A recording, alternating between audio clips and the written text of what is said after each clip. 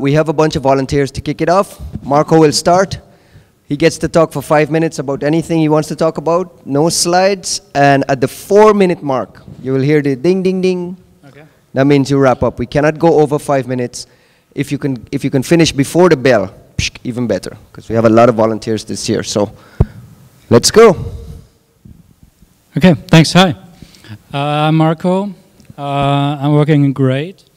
And I'm lucky to get this first slot because I have another talk in the other track later on. To be honest, I want to talk about some topic I'm personally highly interested in, and it's quite a very important topic. I'm a bit focusing and interested in passwords and stuff, so password security. Also trying to, checking the limits of cracking and so on.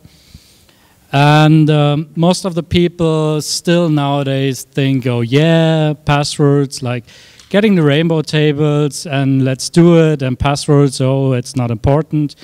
And to be honest, that everything what most people currently still say or think is just completely wrong. That's a statement, and that's true. Currently in the password cracking scene, there were a lot of evolutions from the past till now. It's not only just having an NVIDIA GPU and let run some cracking of MD5s. It's much more advanced nowadays.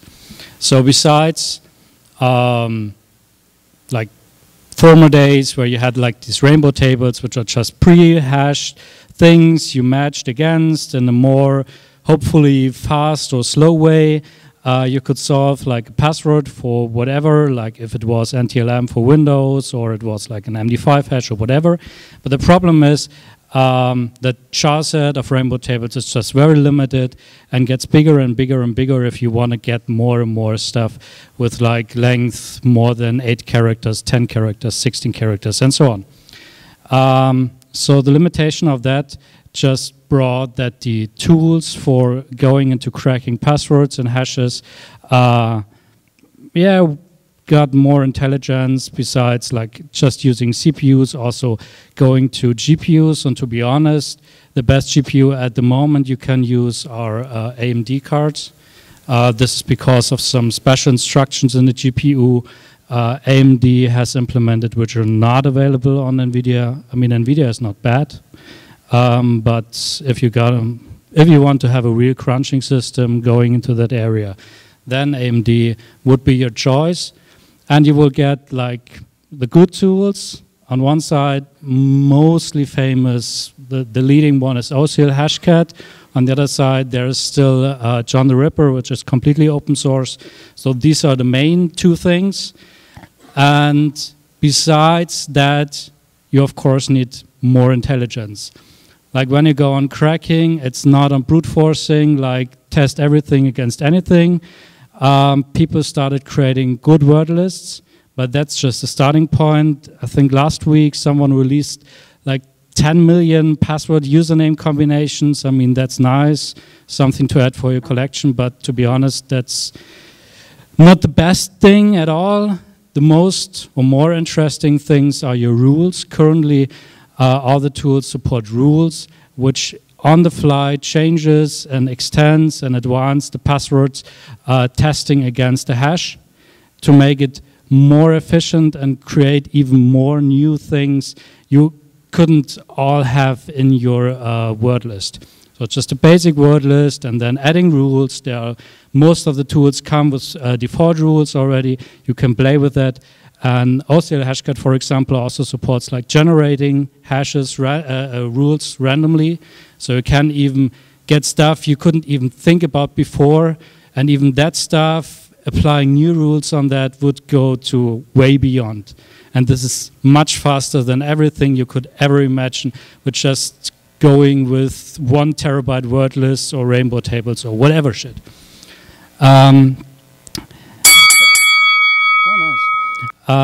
Recently, that is important. A new tool by the OCL Hashcat developer was released. It's the Prince processor. You should definitely have a look at that if you are interested in that area. It's a very interesting combination utility of using an input source and combining each word in that word list, for example, with each other in a completely random way, which makes cracking even more efficient. So if you're in that scene, have a look at the tools, follow the new features implemented in that, follow the change logs. There's a lot of stuff going on, and passwords are still heavily used everywhere, so you will see them. Yeah. Thank you, Marco. Thanks. You can scan there. So participants, people who come up and talk in open mic get points for whatever game they're playing. I don't even know what the game is. Tequila. No, tequila. Come on. Tequila. I have another talk.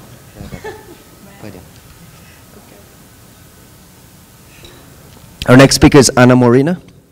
Came all the way from Moscow just for this. This one? Okay.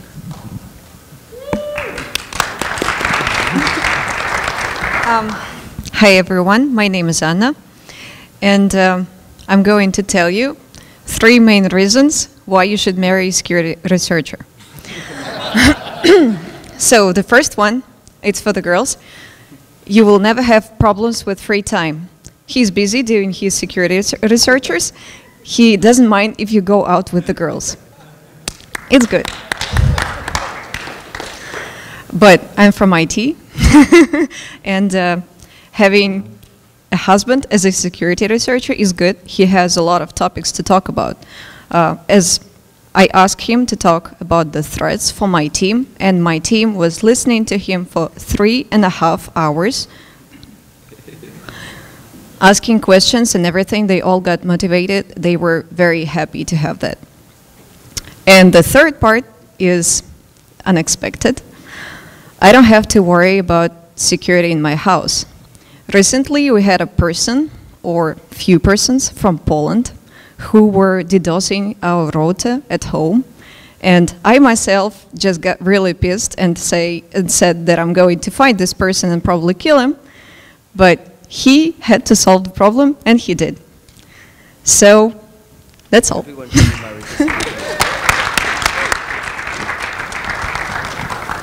I think Anna's husband is in the room. I think you should take a bow for all this hard work.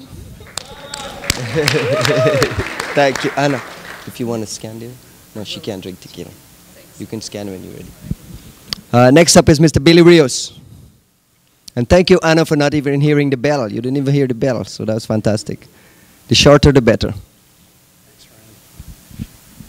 I actually wanted to talk about, it's kind of an extension to the talk that I gave. If you didn't attend, I'll just give you a quick background. It was essentially on a car wash system, you know, like working at the car wash. That's the second time. That's an achievement unlocked. But one of the things that we discovered is that we could just take these things over and basically use it to cause damage to a car or even a person, right? But one of the things we realized when it was finished was that we're trying to contact this vendor. And the vendor is this tiny company, you know, with less than 50 employees or whatever that make these car washes. And so they really don't care. You can say, hey, you know, this is the stuff that we can do with your car wash, and they're like, yeah, of course, right? And so you say, well, you know, you should probably change your default passwords or whatever. And they're like, whatever. And then there's actually the customer who is the gas station owner.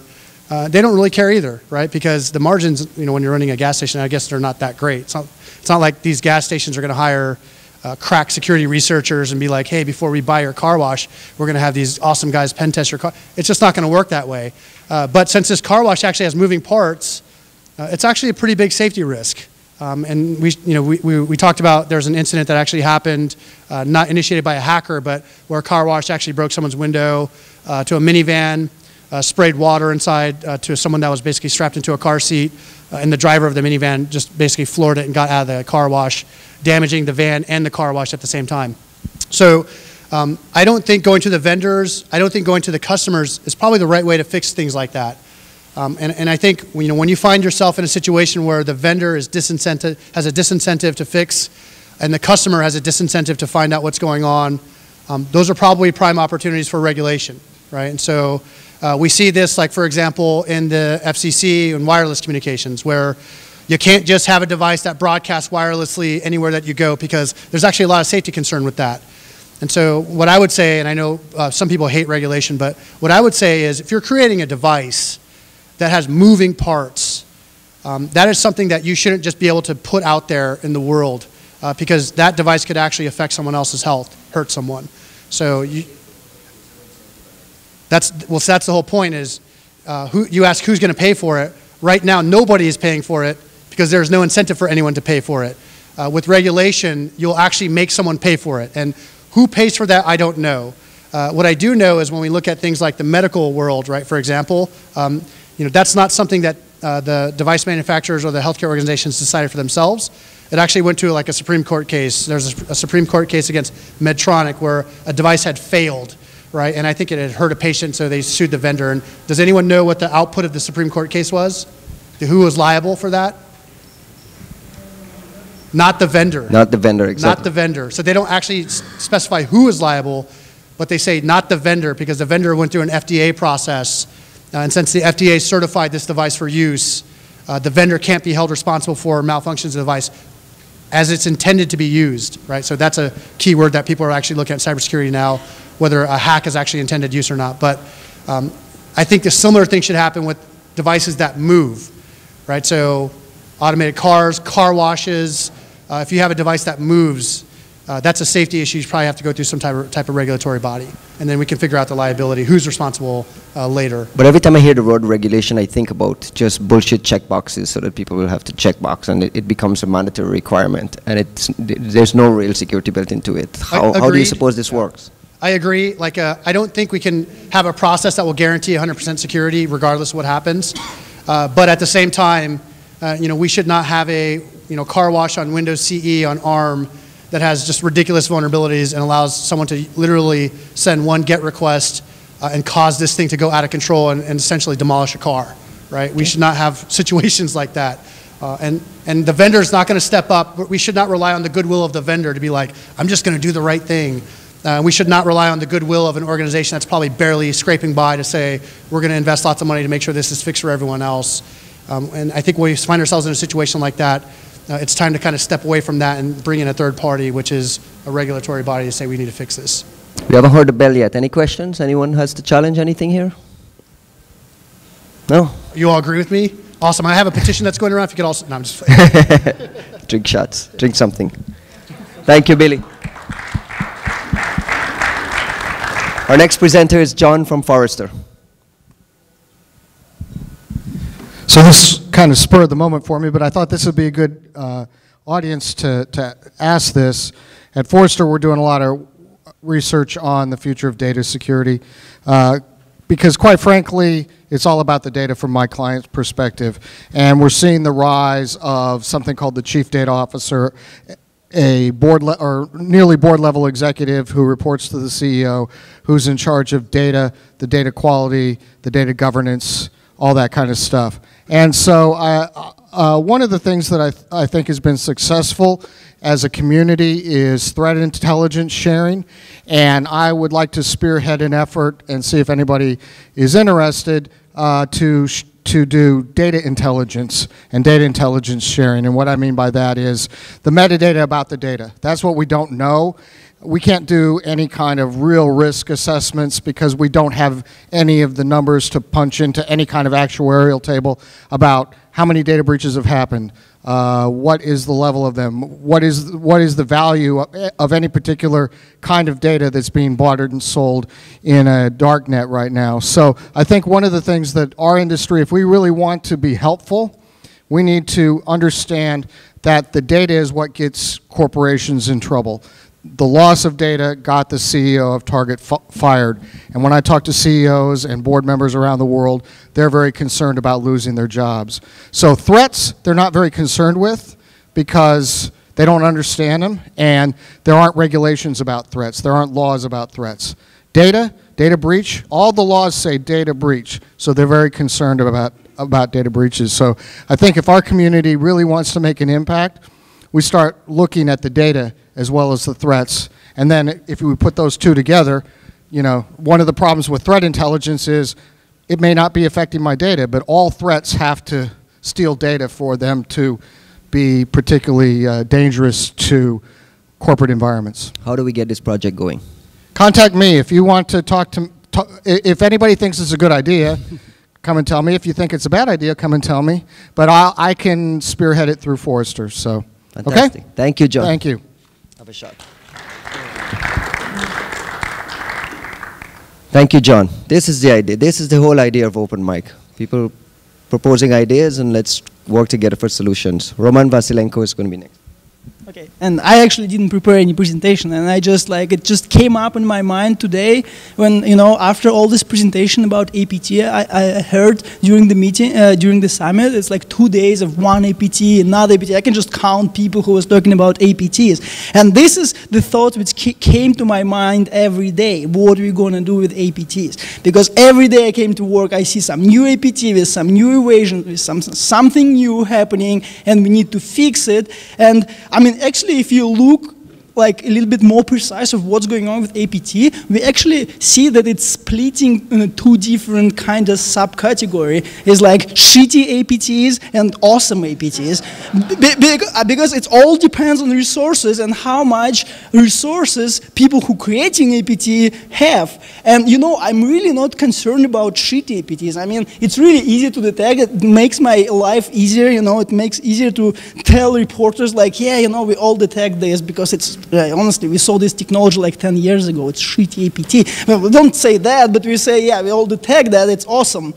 What's actually worries me every day and every time I see Kaspersky report about Stuxnet, about Flame, about equation drug or whatever, I see, Jesus Christ, how the industry, and people were reversing these APTs for years. How our industry can evolve so we actually can protect our customers, protect people from these APTs. And imagine, now, for example, we have one agency with the 3 letters, KGB, which doing this. And imagine next year it's going to be 2 agencies, 3 agencies, 5 agencies, 20 agencies. How many countries in the world we have who can afford developing APTs? So what we're going to do as an industry, and this is, sometimes, like yesterday I was super excited, all this presentation were like mind-blowing, like, oh, it's awesome, this new technology, new APT. Today's a little bit more depressing because you kind of afterthoughts all this stuff, and it's like, Jesus, what we're really going to do with these APTs when it's going to be 20 different agencies trying to infect each other, different countries, steal information. And this is question I know there are a lot of people in the room who is actually talking about APTs. And if you have any ideas or opinions, how should we as an industry, it's not only like anti-APT industry, it's also anti-malware industry, antiviruses, endpoints, network appliances, how as a huge industry we're going to stand against this basically growing, huge, really well-financed problem. And yeah, this is kind of my question to everybody. What is your answer? And this is why it's question. I don't know. I mean, my answer, I'm just going to continue to go to work, try to do my best to do the best project. And it's all we doing, but is it enough? Do we think it's enough to actually stand against these people who actually go every day to work and doing the opposite thing? But the problem is that kind of our selling scheme and their selling scheme is different. And for us, it's much more difficult to, force people that you need to protect yourself. You need to protect yourself. You need to protect yourself. Like we have to, repeat it over and over and over again to all our customers, and they don't understand. Like really, they only understand when Sony swiped completely and lost all data and stuff. And, then they start to understand very slowly. And, you don't need to explain anything to the other side. This other side which is actually, just developing APTs, injecting them. And, so this is kind of my Thank you very much. thoughts. Have a shot. We're going to have Dennis next while he takes his shot. Yeah. Well, it's a coincidence, but my short talk will be the answer to your question. Probably not. So yeah, I was thinking actually everything is connected, and to fight APT, we need one, I don't know, supercomputer. And you know which computer is the perfect one? The nature. Think about it. Actually, the idea of my talk is, you think about it, and probably somebody will will start the research that will end up in some huge step forward. So the idea is how, for example, our body fights viruses. I mean, the word virus, it's not like, it came from biological stuff, isn't it? So I think that we should look into that area. And you probably know that many great inventions were created watching nature, like Da Vinci, for example, and other guys. So what I think is, if you want to really move a huge step forward, we should look to some other areas of science and try to steal, or try to, how to say, well, to steal probably some ideas from there. Well, and I personally believe in biology, and I personally believe that the next age will be the age of biological computing, probably. You can call it like that. So yeah, that's my idea. Well, chips, yeah, it's a first tiny small step. Like it's, you know, in 100 years you will look at it as something ugly, because you take a piece of, I don't know, iron and put it under your skin.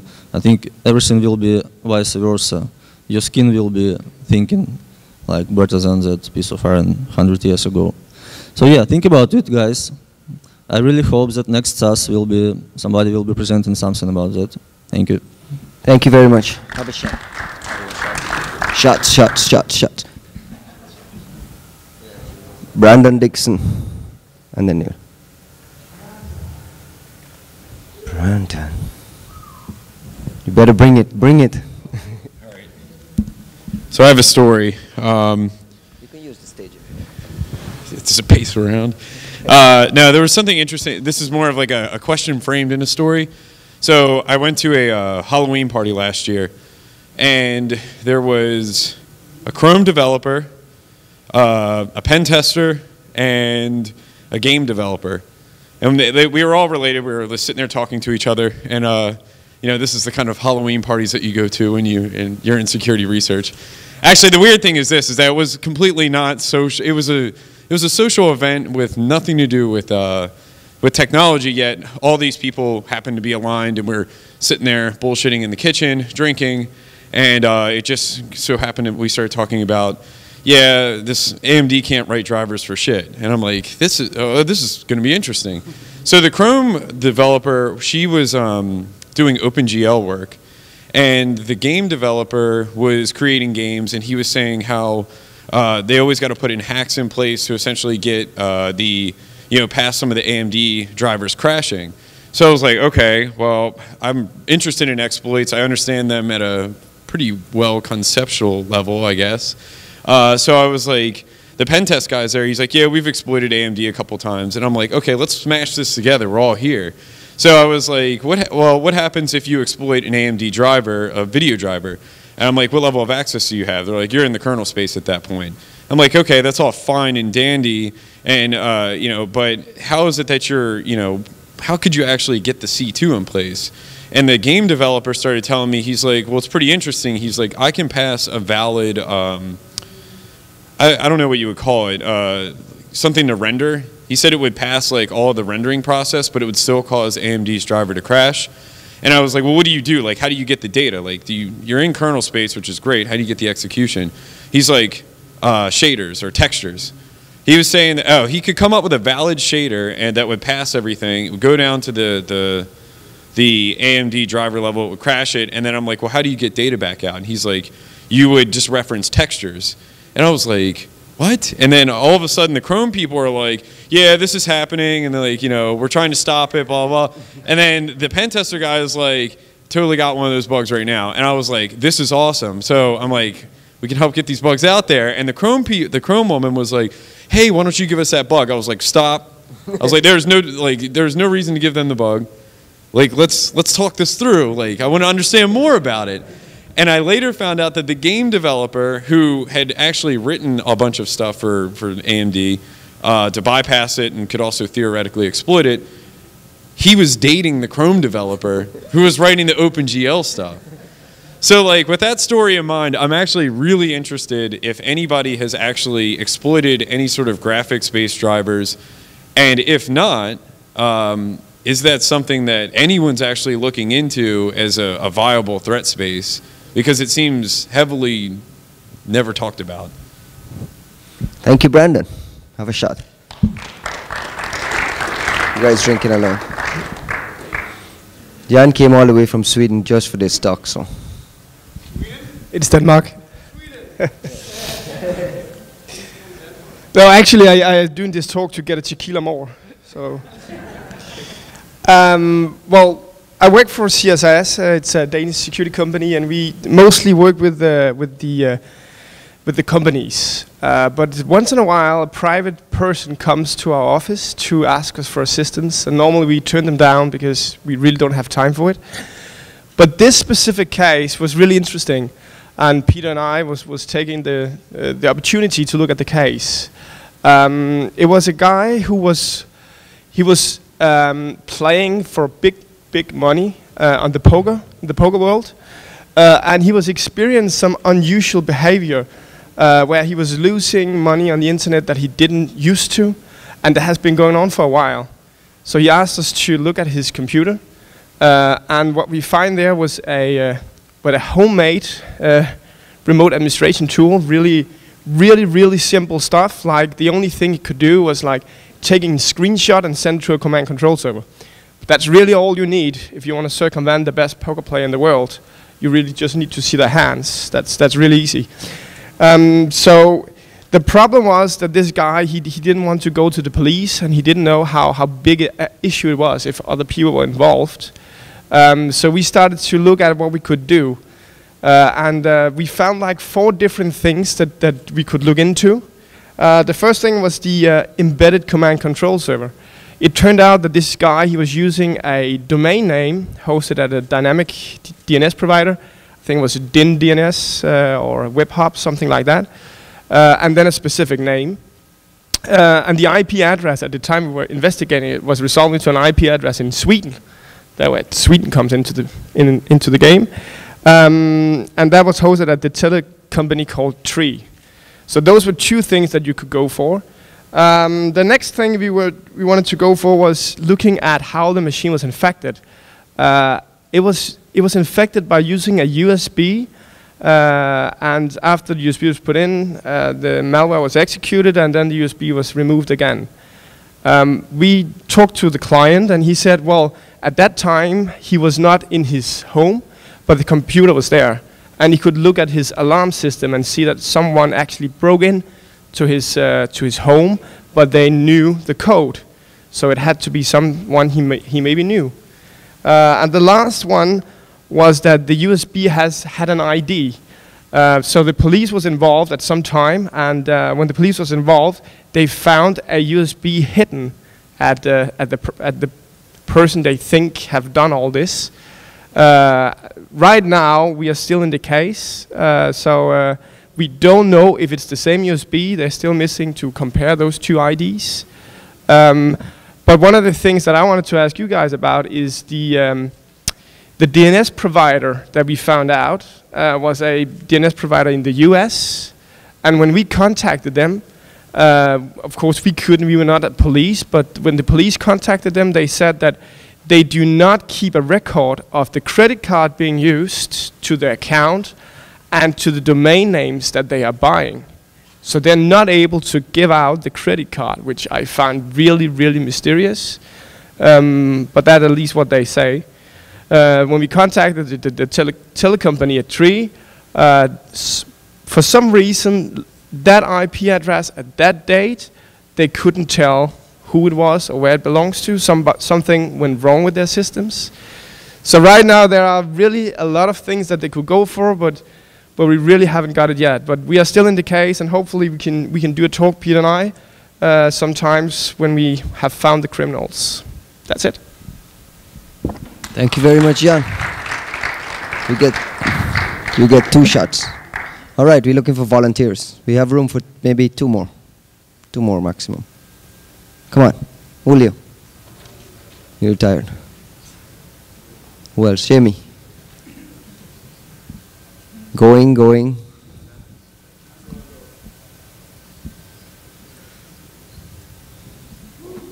We have room for 1 more after this, so just raise your hand if you're ready.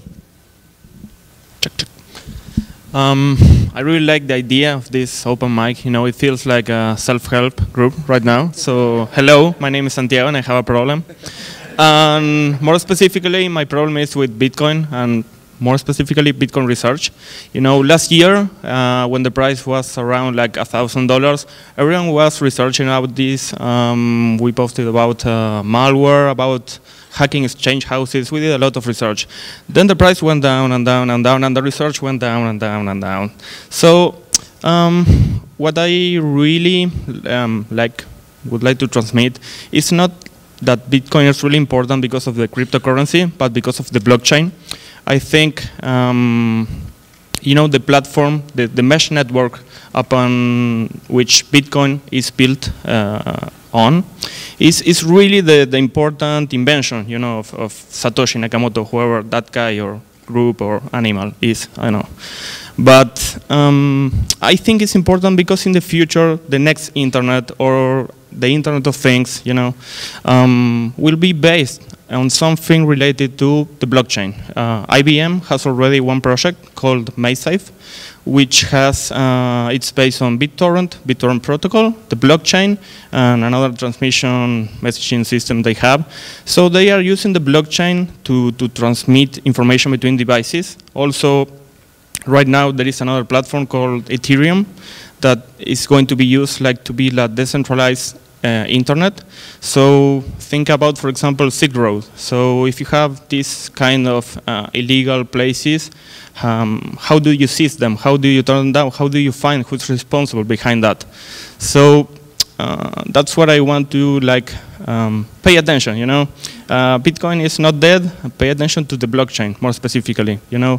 Fuck the cryptocurrency. Okay, it's really nice, but we had e-gold in the past and it failed. Now we have Bitcoin, Litecoin, Dogecoin, a lot of coins. Every week it appears, you know, and they do like these Ponzi schemes, pump and dump. So I really don't care about the currency. I care about the mesh networks and what is going to be built upon that. And I think for cybercrime it's really important, you know, how do you catch these guys once the internet is decentralized, completely decentralized? When you say pay attention to the blockchain, do you have any specific suggestions? Yeah, for example, right now the blockchain is around 20 gigabytes, so you can download a lot of utilities like parsers, so you can do forensic analysis on this information. And we have found, for example, WikiLeaks, Cablegates, child pornography, messaging. I mean, people are transmitting messages using the blockchain, so everything is there. There are even services like they are offering you to upload your DNA to the blockchain, so you can live forever on Bitcoin. So you see, people are crazy, but this is the future. All right, for your penance, you get a drink. Thank you. Ido. Ido from Israel is going to be our last open mic participant. And Pechakucha is still going on in the other room. It's a really interesting format. It's 20 slides, 20 seconds each, and the slides automatically move. So we can go over there and check out the end of it. So go ahead. Okay. Hi. Thanks everyone for the warm-up. I know. So when Ryan approached me, I didn't know exactly what to talk about, but I think that naturally I will talk about a correlation between Krav Maga and security. I don't know how much you know about me. So I'm from Israel. I was raised and about the Israelis, I don't know how to call it, conventions. So about 10 years in MMA, 3 years in the army, Krav Maga instructor, whatever you like. So basically, I'm a big believer in how to correlate security and martial arts. So can you spend 10 seconds explaining what Krav Maga is? Sure. So basically, in the 30s, there was a person called Emi Lichtenfeld, which was a very famous boxer in these times. So there was no Facebook or Twitter. So he was very famous in the Middle East because he used to kick a lot of ass. And so he went to Bratislava, and in Bratislava he wanted to somehow teach self-defense to the Jewish, so fascists won't like abuse them. So he just taught like a little community over there, and then he immigrated to Israel, and he invented this method when you want to fight with no weapon, no stick, no knife, nothing. And so he started from teaching this, and then what became the army was something called the Haganah, which means defense in Hebrew. And so he teaches some groups over there, and they learned the method and just started like extend it and bring boxing into it and Muay Thai into it and some other methods that came along the way. And they called it Krav Maga because it's like physical contact. And what you do in Krav Maga is basically you don't play like in karate or Brazilian Jiu-Jitsu. There is no like playing. You don't wait for your rival. You don't have time for absorbing the fight. What you do is like in a matter of seconds you need to kill the other side and as fast as you can. So yeah. So basically, what I learned from my first lesson in MMA and from my first pen test is that there is a very cool thing when you fight someone. So you got to keep your mind cool. You never get stressed. So same thing in challenges or maybe malware or if you get attacked from some sort of adversary and you don't know where it is from. First thing, you don't want to get too stressed. What you want to do is learn from it. And if we get to a phase when we actually won't want to prevent it, but to detect, but to be like sophisticatedly detected, while we consider ourselves not bulletproof, but we can allow ourselves to get hit once, to get hit twice, to get hit with the knife in the hand. Of course, not in the heart. We have to keep our assets more secure than the other layers of the network. But we can allow ourselves to put like, I don't know, honeypots or whatever things that we can collect from. So that will be exactly like correlating on Krav Maga. Because I can tell you from first encounter that what I do in fights, which I have like 1 or 2, not a lot. I used to be like twice state champion in Israel. And so what I do is just I watch my opponent while he's hitting. So you need to train a lot in order to get to a phase when you can, when someone can hit you and you can just learn from what he does and wait for the you know, the place where he doesn't guard. So then you just wait for the right moment and you hit and that's it. It's over. And you apply a lot of these techniques and discipline to your work in security? Well, yeah, actually there's a lot of correlation and applying all, well, it's automatically applied because in Krav Maga or in martial arts, it's also about layers. Everything is about layers when you start, in the middle, and the finish. So basically it's a lot like security. So I'm very connected to what's going on over here and not connected to all the other martial arts because Krav Maga is basically the best. But whatever. Yeah. No, come. We're looking for a volunteer. Finish him. Thank you very much, Ido. If you want tomorrow morning,